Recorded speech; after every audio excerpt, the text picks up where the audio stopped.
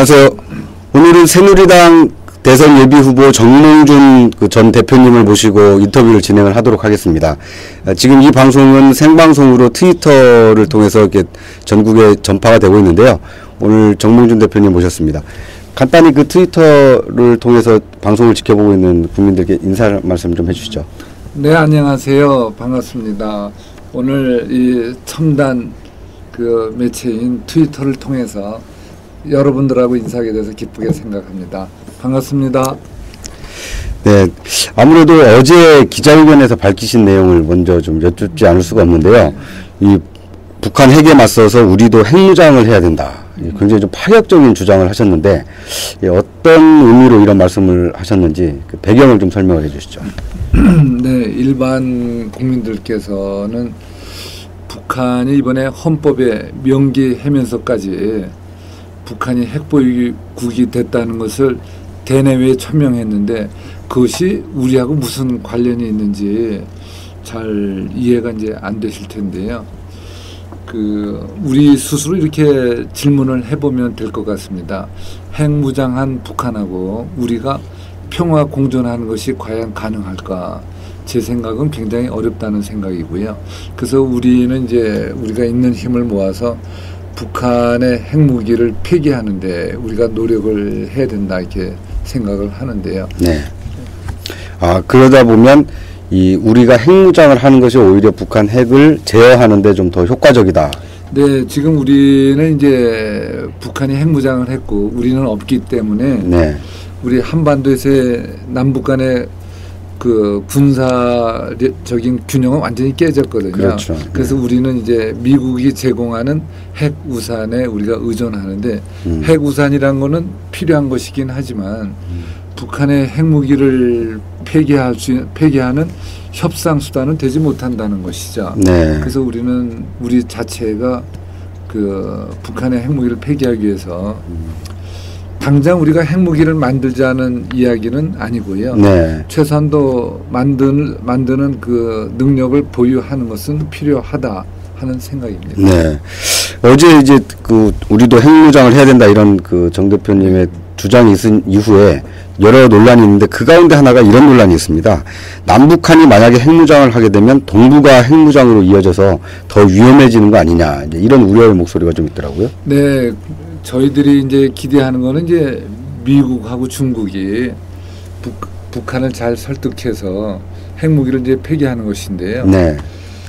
그런데 그 이전에는 이제 저희가 가령 북한이 핵무기를 폐기하지 않으면 우리나 일본도 할 수 없이 군사적 균형을 갖추기 위해서 핵무장할 수밖에 없다 이렇게 이야기를 하면요. 중국의 고위 관리들은 하려면 해봐라 이런 식의 태도였어요. 그러니까 할 수 없다는 뜻이었죠. 근데 저희들이 그렇지 않다. 우리 이거 굉장히 우리로서도 심각한 사태다. 그랬더니 이제 처음으로 중국의 언론에서 반응을 좀 보였죠. 반응을 보인 거죠. 네. 반응을 보였다는 거는 우리의 메시지가 이제 겨우 전달이 된 거죠. 이것이 우리도 심각하게 본다는 메시지가 이제 겨우 전달이 된 겁니다. 네. 알겠습니다. 이 핵무장 논란은 뭐 당분간 좀 지속될 가능성이 높으니까요. 이건 뭐 차후에 이제 이 북한과의 어떤 관계라든지 이런 걸 여쭤보면서 다시 여쭤보도록 하겠습니다. 자, 아무래도 오늘 이렇게 인터뷰를 모신 게 이 10년 만에 이제 대통령 선거에 재도전을 선언을 하셨고 또 가장 먼저 예비 후보로 이제 등록을 하셔서 뛰고 계신데 뭐랄까요? 10년 만에 재도전. 남다른 감회가 좀 있을 것 같은데 어떻습니까? 10년 재수했던 학생이 이제 중요한 시험을 앞에 두고 있다고는 생각이고요. 네.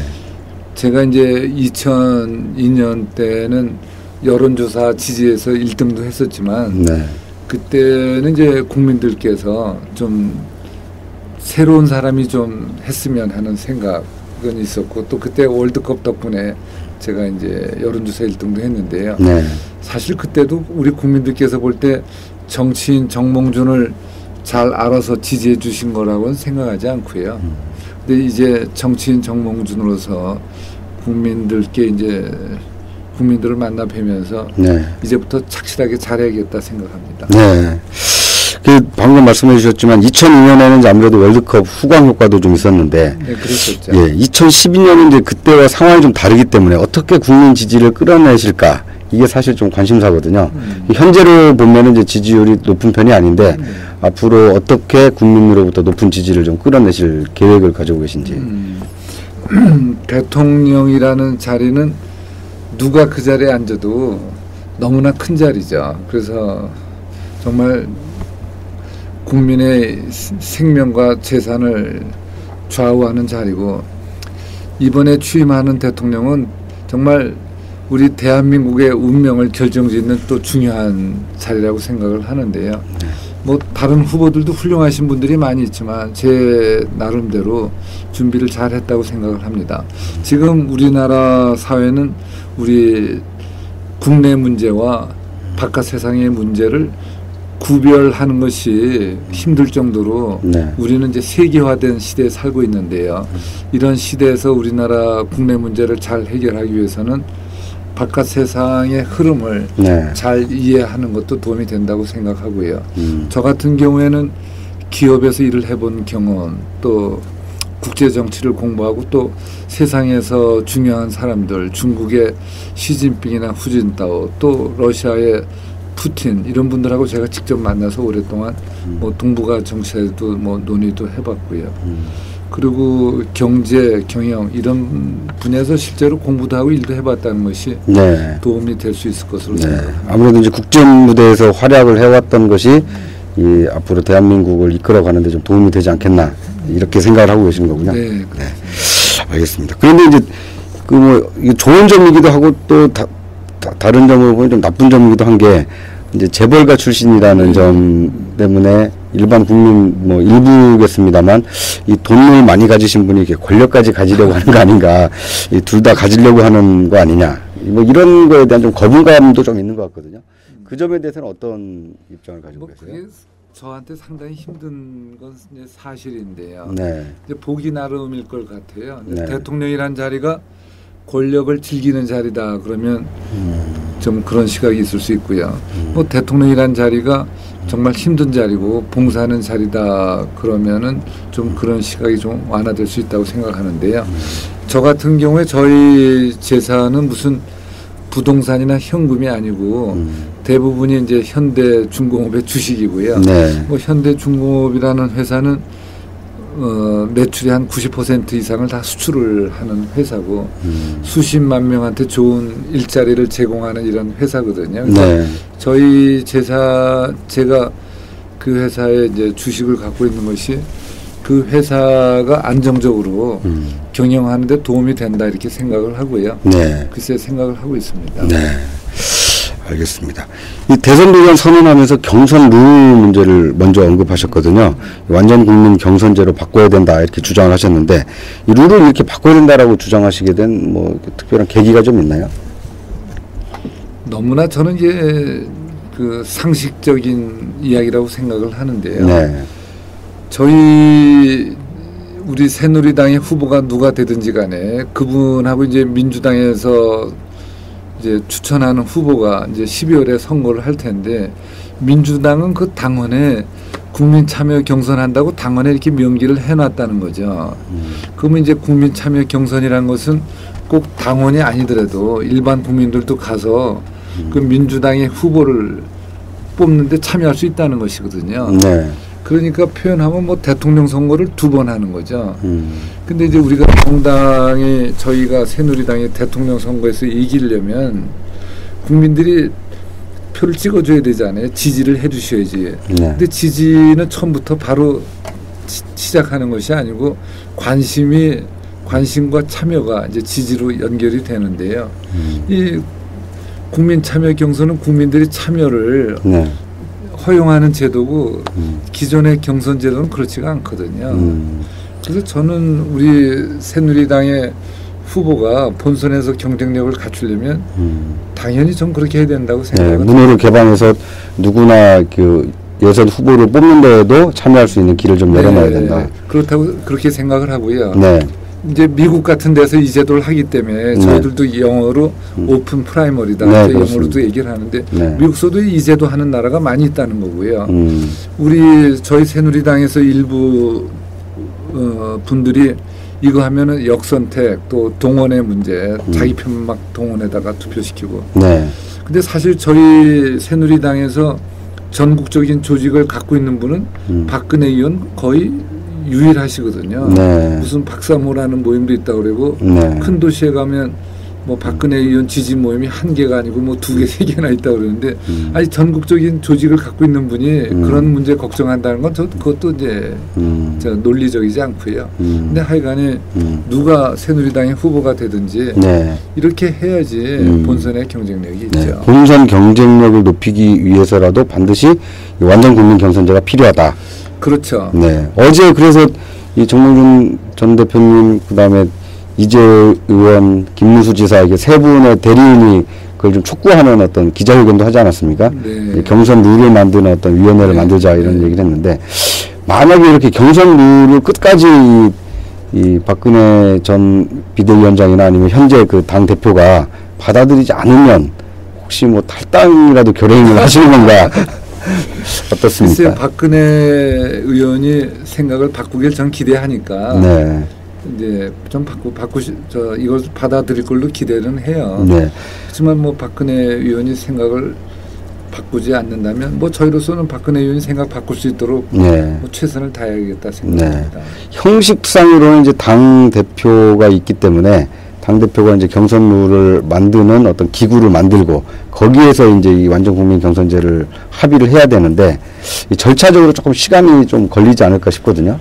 경선 시기가 지금 원래 당원 당규상으로는 8월로 돼 있지 않습니까? 네, 그런데 이제 이렇게 돼 있죠. 저희 당원에 네.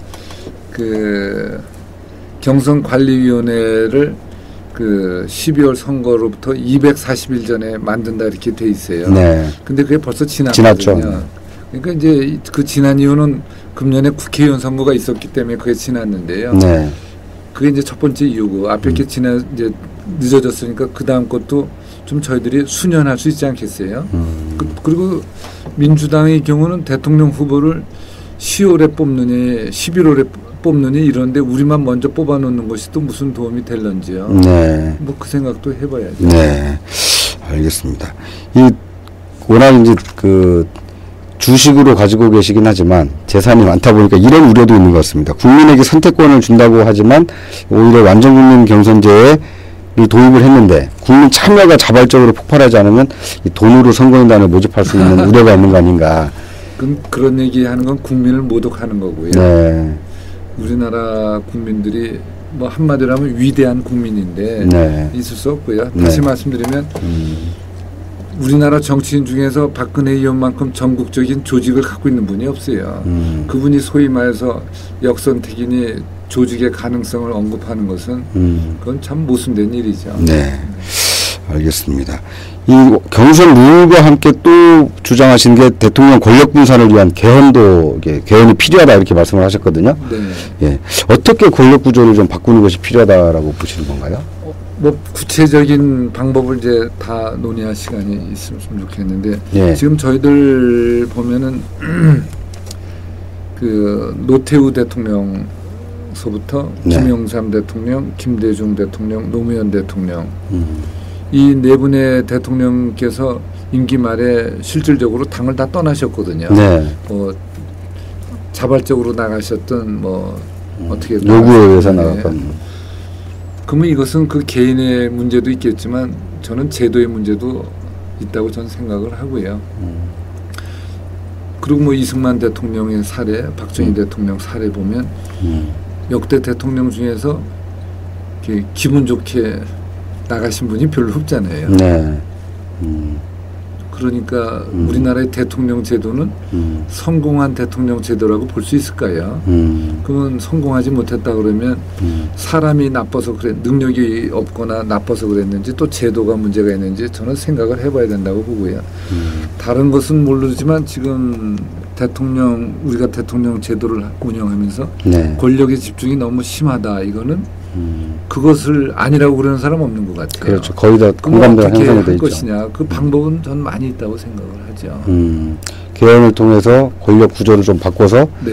이 대통령 1인에게 집중된 권력을 좀 분산을 하자. 그걸 하면서 그 우리 국회와 행정부의 관계도 정립이 되고요. 네. 또 우리 국회가 뭐 매번 몸싸움만 한다고 야단 맞는데 네. 국회가 그렇게 된 데는 이 대통령 중심 제도도 원인이 있거든요. 네. 국회 임기 4년 동안 그 다음 대통령 선거를 의식해서 싸우는 거거든요. 네. 그것도 뭐 문제가 있고요. 네. 이 이제 권력 구조 그 권력 분산 이걸 말씀을 하시다 보니까 이제 한 가지 떠오르는 게 이 정 대표께서 대주주로 있는 현대중공업의 경우에는 이렇게 권력 분산이 좀 잘 이루어져 있는 편인가요? 제가 지금 7선 의원이고요. 예. 19대 국회 최다선 의원인데요. 예. 제가 처음 국회의원이 된 게 13대 때 1988년인데요. 네. 제가 그때 바로 대표이사를 그만뒀고요. 그 다음에 무슨 고문이라고 하다 그것도 한 10년 전에 그만뒀어요. 네. 그래서 현대중공업은 우리나라에서 모범적으로 소유와 경영이 분리된 회사라는 생각을 하고요. 네. 지금 전문 경영인들께서 열심히 잘들 해주신다 생각합니다. 네. 아, 그러니까 현대중공업처럼 소유와 경영이 분리돼서 그 운영이 되듯이 네. 대한민국이라는 그 하나의 그 단위도 권력 분산을 통해서 대통령과 의회 네. 권력이 좀 그리고 이제 예. 뭐 기업에 비교하는 건 조금 뭐 적절할 수도 있고 아닐 수도 있는데 예. 정치 권력의 경우에는 권력을 분산한다면 분산이고 위임한다면 위임인데요. 네. 권력을 위임할수록 정치 권력은 더 커진다고 생각을 해요. 가령 이제 중국의 경우에 강택민 주석의 일때 주롱지 총리가 네. 그 경제를 총괄하셨는데 네. 다들 주롱지 총리가 경제를 책임지고 하니까 강택민 주석은 대통령의 경우는 위상이 더 올라가지 않나요? 네.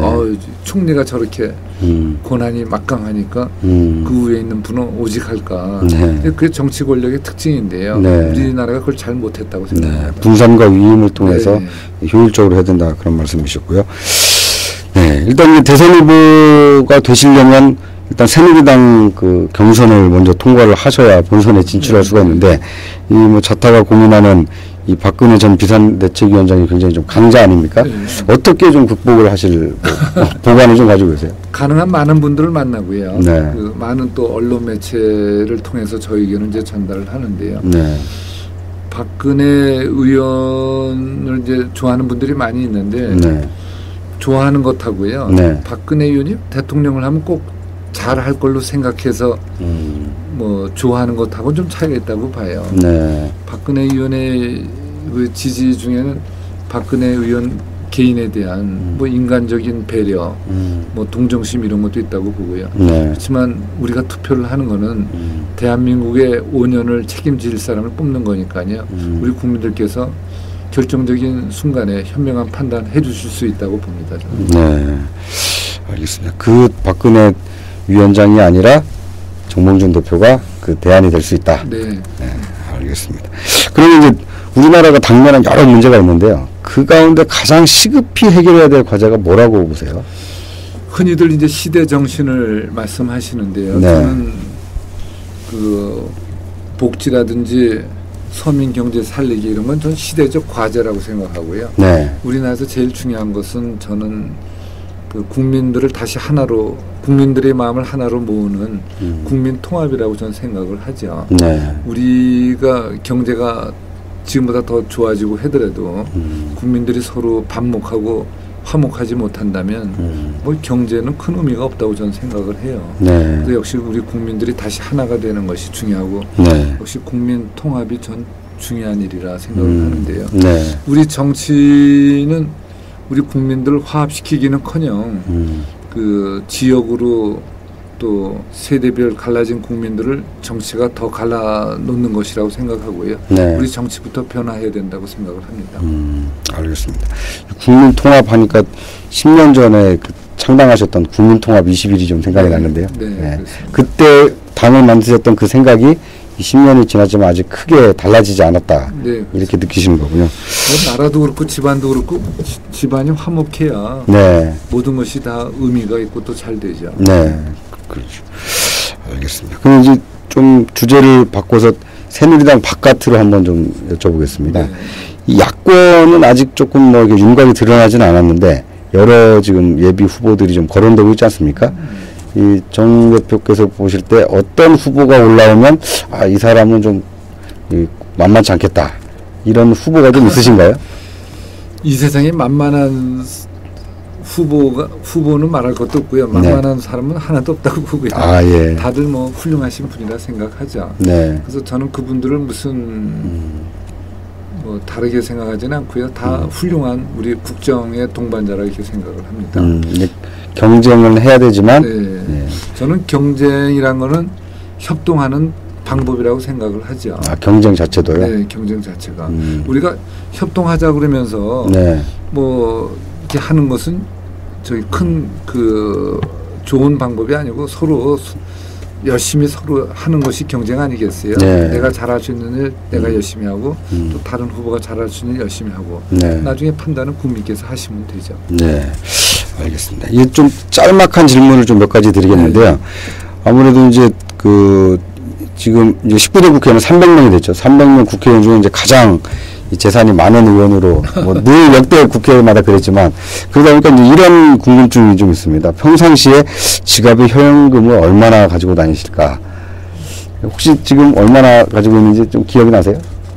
제가 이제 요즘 그 대통령 후보 출마 선언을 하고서 네. 주중에는 이제 지방을 다니는데요. 네. 뭐 지방에 가면 이제 전통시장에 꼭 들리고요. 네. 전통시장 가면은 할머니들이 길가에 앉아서 뭐 이렇게 뭐 파 조금 넣고 상추 조금 넣고 면 제가 좀 많이 사요. 네. 그래서 항상 좀 적당히 갖고 다니고. 아, 현금을 좀 가지고 다니시는 네, 편이군요. 가지고 다녀요. 예.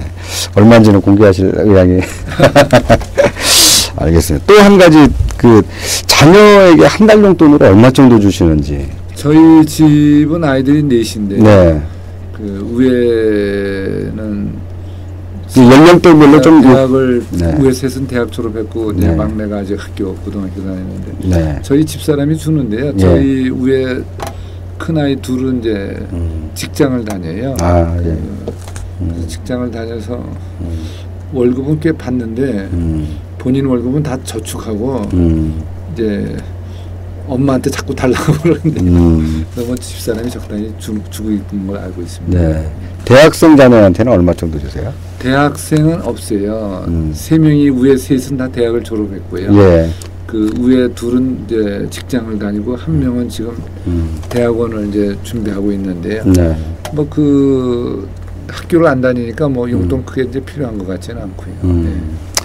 알겠습니다. 구체적으로 얼마 정도 주시는지 좀 궁금하긴 했는데 그건 다음 기회에 좀 여쭙도록 하고요.